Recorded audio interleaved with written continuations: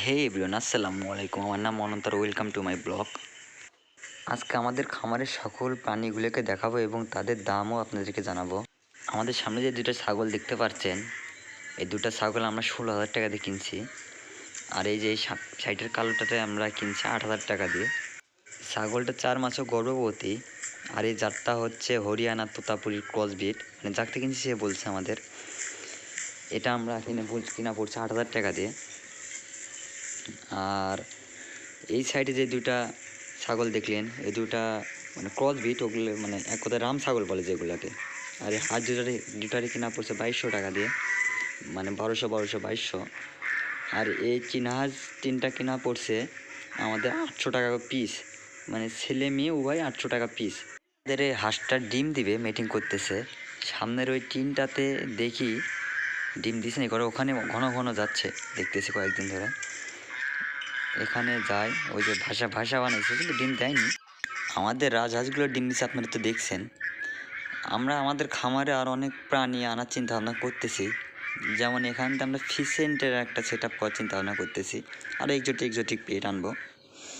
এই বারান্ডাতে টোটালটাই আমরা মানে এক্সোটিক প্রাণী আনবো।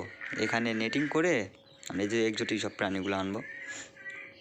যেমন ফিসেন্ট আছে, পিকক আছে, তারপরে ডাক আছে, এক্সোটিক যে ডাকগুলো আনবো। এই যে এখান দিয়েই করবো মোটামুটি আমাদের চিন্তা ভাবনা আছে, মানে কিছুদিনের ভিতরে করে ফেলে দেবো। আর এই ঘরের ভিতরে আমরা চিন্তা ভাবনা করতেছি এখানে প্যারট প্রজাতির কিছু পাখি আনবো। আর এই ঘরে আমাদের চিন্তা ভাবনা আছে কিছু এক্সোটিক মুরগি আনার, যেমন ব্রাহ্মা আছে, গেম ব্যান্থাম আছে, শিরোমা আছে, জাপানিজ ব্যান্থাম আছে, এরকম অনেক এক্সোটিক মুরগি আছে, আমরা আনার চিন্তা ভাবনা করতেছি।